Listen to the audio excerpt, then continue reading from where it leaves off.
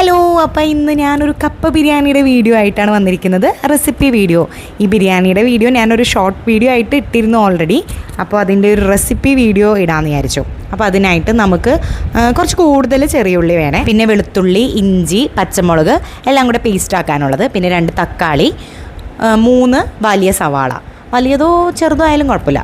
സവാള അധികം വേണ്ട, കാരണം നമ്മൾ ഉള്ളിയാണ് കൂടുതൽ ഉപയോഗിക്കുന്നത്. അപ്പോൾ അത് പേസ്റ്റാക്കിയത് നന്നായി ചൂടായ കുക്കറിലേക്ക് വെളിച്ചെണ്ണ ഒഴിച്ചതിന് ശേഷം നമുക്ക് ഈ പേസ്റ്റ് ഇട്ട് കൊടുക്കാം. എന്നിട്ട് നന്നായി ഒന്ന് ഇളക്കി വഴറ്റി അതിൻ്റെ നിറം മാറി വരുമ്പോഴാണ് നമ്മൾ സവാള ഇട്ട് കൊടുക്കുന്നത്. അരിഞ്ഞു വെച്ചിരിക്കുന്ന 2 അല്ലെങ്കിൽ 3 സവാള ഇട്ട് കൊടുക്കാം.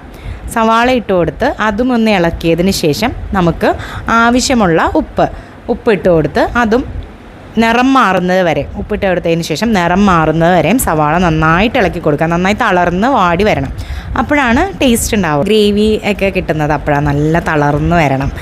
ബീഫൊക്കെ കറി ഉണ്ടാക്കുമ്പോൾ നന്നായി വഴറ്റിയതിന് ശേഷമാണ് നമ്മൾ ബീഫൊക്കെ ഇട്ട് വെള്ളം ഒഴിക്കുന്നത്. സവാളയൊക്കെ ഇതുപോലെ തളർന്ന് കഴിയുമ്പോൾ നമുക്ക് ആവശ്യത്തിന് മുളക് പൊടി, മഞ്ഞൾപ്പൊടി, ഗരം മസാലപ്പൊടി, മല്ലിപ്പൊടി, പിന്നെ കുരുമുളക് പൊടി ഇട്ട് കൊടുക്കുക. എന്നിട്ടൊന്ന് ഇളക്കി കൂട്ടിയതിന് ശേഷം ചൂടായതിന് ശേഷം അതിലേക്ക് 2 തക്കാളി അടിച്ച് ഒഴിക്കണം, പേസ്റ്റാക്കി ഒഴിക്കുക. അതും ഒന്ന് നന്നായി ഇളക്കിയതിന് ശേഷം കറിവേപ്പില, മല്ലിയില, പുതിനയൊക്കെ ഇട്ട് കൊടുത്തിട്ട് നമുക്ക് കഴുകി വൃത്തിയാക്കി വെച്ചിരിക്കുന്ന ഇതിപ്പോൾ 1,600 ഉണ്ട്. എല്ലും കപ്പയുമാണ് കൂടുതലായിട്ട് ഇവിടെ കഴിക്കാറ്. അപ്പോൾ എല്ലിൻ്റെ കൂടെ ബീഫും ഉണ്ടാവും.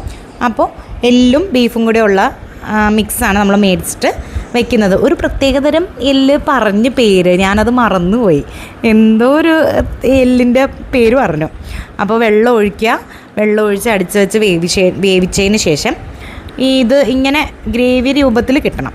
അങ്ങനെ അതിന് ശേഷം നമുക്ക് അത് മാറ്റി വെച്ചിട്ട് കപ്പ അരിഞ്ഞ് കഴിയുമ്പോൾ ഒന്ന് കഴുകി വെക്കണം, കാരണം അതിൻ്റെ സ്റ്റാർച്ച് കൂടുതലായിരിക്കും. അപ്പോൾ അതൊന്ന് കളയാൻ വേണ്ടിയാണ്. അപ്പോൾ അരിഞ്ഞ് വേവിക്കാനായിട്ട് വെള്ളം ഒഴിച്ചിട്ട് അതിലേക്ക് ഉപ്പിടുക, മഞ്ഞളിടുക, പുതിന, മല്ലിച്ചീര, പിന്നെ ആവശ്യമുള്ള സ്പൈസസ്, ഏലക്ക, തക്കോലം, പിന്നെ പെരുംജീരകമൊക്കെ ഇട്ട് നന്നായിട്ട് വേവിക്കുക. വെള്ളം മുഴുവനായിട്ട് വറ്റണം എന്നില്ല, ഇതുപോലെ തന്നെ വെന്ത് കിട്ടിയാൽ മതി. വെള്ളം നമുക്ക് ഒഴിച്ച് കളയാം, കാരണം അതിലും നല്ല സ്റ്റാർച്ച് ഉണ്ടാവും. അപ്പോൾ ഊറ്റിയെടുത്ത് നമ്മൾ ദം ചെയ്യണ പാത്രത്തിലേക്ക് ആദ്യം ബീഫ് ഇട്ട് കൊടുക്കുക, എന്നിട്ട് കപ്പ ഇതുപോലെ ഊറ്റി ഇട്ട് കൊടുക്കുക. മുകളിലിങ്ങനെ നിരത്തിയിട്ടൊന്ന് ഇതായി വരുമ്പോഴത്തേക്കും, ചൂടായി വന്നു കഴിയുമ്പോഴത്തേക്കും നമുക്കത് മിക്സ് ചെയ്ത് വെച്ചിട്ട് വേണം. ബിരിയാണി ദം ചെയ്യാനിടുന്ന ലെയറായിട്ട് വേണ്ട, നമുക്കത് മിക്സ് ചെയ്ത് വെച്ചിട്ട് ദമ്മിട്ട് തുറന്ന് കഴിഞ്ഞിട്ടുണ്ടെങ്കിൽ സൂപ്പർ കപ്പ ബിരിയാണി റെഡി. സൂപ്പർ ടേസ്റ്റായിരുന്നു. അപ്പോൾ എല്ലാവരും ട്രൈ ചെയ്ത് നോക്കുക. അതുപോലെ തന്നെ അക്കൗണ്ട് ഫോളോ ചെയ്യാത്തവരാരെങ്കിലും ഉണ്ടെങ്കിൽ അക്കൗണ്ട് സബ്സ്ക്രൈബ് ചെയ്യാനും മറക്കരുത് കേട്ടോ.